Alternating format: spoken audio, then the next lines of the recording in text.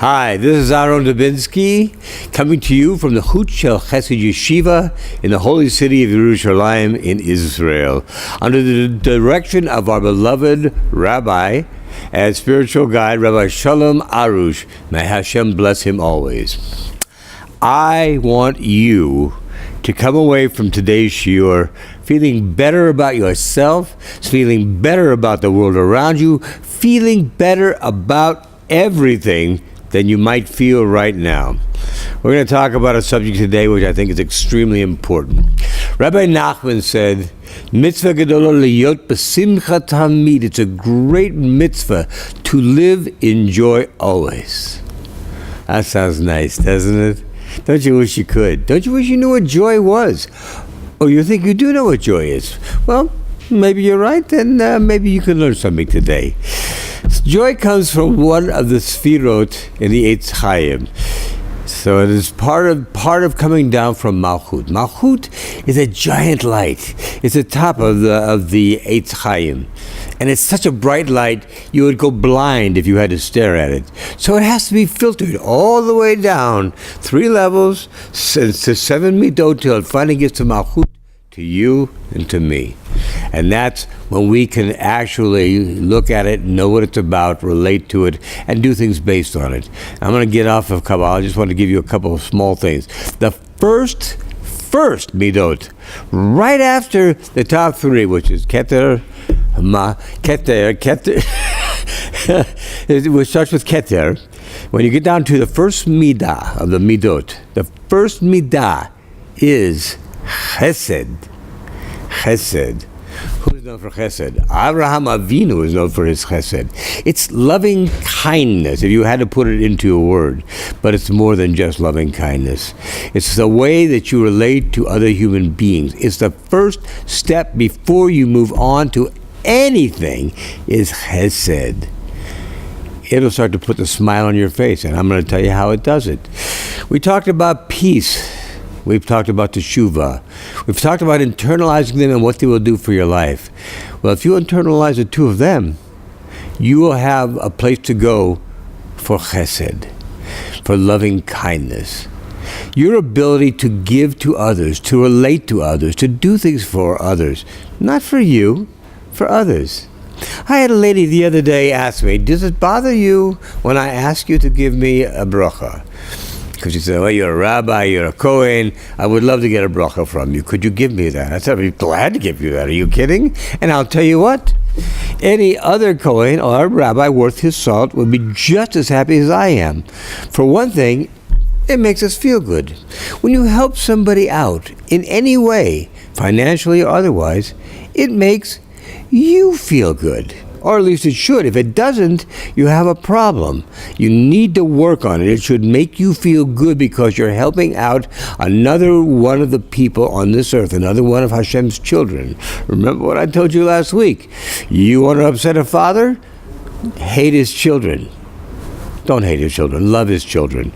Each one of us has a spark of the divine within us, and we have to reach for that. Rabbeinu Nachman says that even the worst person that you know, the worst schlepper that you could possibly imagine, has a spark of the divine in it, and we need to seek out that point, no matter how small, no matter how hidden, and we need to relate to that. I had a situation when I first came to Israel, and it didn't work. It was very, very difficult. And my Rav told me, daven for this man every day. I said, what? I don't even like the guy. Are you kidding me? He said, no, daven for him every day. I said, why should I do this? He said, I'm going to tell you a secret. If you will daven for someone every day, they will grow to love you and they won't even know why. Isn't that great? They'll grow to love you and they won't even know why. So you know what? I do what my Ravs told me to do, because I believe that my Rav only tells me what is in my best interest. And he, for me, is a go-between between the Eibishter and me. He tells me what he knows I need to know. And you want to know something? I did that. I daven for this man every day. Today, we're almost the closest of friends. We are very close. I won't say the closest. I don't know how he feels about me, but I'll tell you I feel great about him. And this is not the way I felt about him when I started this program. So it didn't do it even so much for him as it did it for me. That's why I told this lady, I'd be glad to daven for you. I'd be glad to give you a bracha. Why? It's like a boomerang. You throw it out, and it does go out. And it goes out to the person you give it to. And then it turns around, and turns around, and it comes right back to you. Why would I want to not do something for somebody which I know is going to come back to me anyway? Any good feelings you have for a person, any good deed you do for a person, they come back to you. And this should make you happy. I hate the word should. You all know that. I don't like should, I don't like would, I don't like could, because they indicate things that are not a reality. All we have is what is, not what should be, would be, or could be. So, here's what is. Hashem loves the people who take care of his children. You're one of his children. The rest of the world is one of his children, or 7.5 billion of his children. So what you need to do is get in touch with those people so that you can be closer to Hashem. This is always a secret. Yeah, you know I'm going to talk about emunah, and emunah is what is required in this. Because you know something? If I tell you that you daven for somebody every day, they're going to grow to love you and you won't know why. How do you know that what I told you is true? You trust me or you don't trust me. If you trust me and you try it, boy, oh boy, you're going to find what a wonderful world you live in. I'll tell you something else about joy. If you go to the mirror in the morning and you don't have one of these on your face, you're missing joy. Why?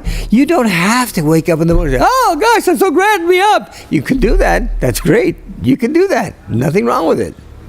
But you should, at the very least, by the time you get to that mirror, you should have a smile on your face. Your day should start with a smile. Your day should end with a smile. And as much as possible throughout the entire day, you should keep that smile on your face. You want to know if you have emunah?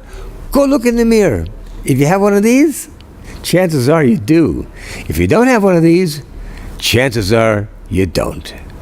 You have to remember that what brings joy into your life can be bought by the joy you bring to other people's lives. It's so important to give to them. I don't care whether you're giving them advice, you're giving them a shoulder to lean on, you're giving them an ear to cry to, you're giving them money if that's what they need, you're giving them sustenance, parnasa. Anything that you give to them is a gift that you've given to the children, or one of the children, of HaKadosh Baruch Hu. This is a great thing. He's going to love you for it, and he's going to give you back because of this. This is the main thing that is going to get you to a place of joy. Joy is feeling like when you get up in the day, you're glad to be alive. That's what it is. You're glad to be alive, glad to be up, glad to be facing the day ahead of you. This is joy at its purest sense. And you should have this kind of joy because it's the best way to live. It gives you a sense that the life you live is not wasted, it's important, and it does a lot for others as well. How do you get the joy? As I said before, you help others. Help people who are around you. Help your brothers, your sisters, all of God's children around you who need the help. And as I said, it doesn't have to be money. It can be advice. It can be just a friendly ear that they need to speak to and a shoulder to cry on if they need one. This is how you get it. How do you keep it? You go back to point one, you start all over again. You get up in the morning, you smile at yourself in the mirror and say, gosh, it's good to be alive today. Thank you, Hashem, that you allowed me to wake up this morning.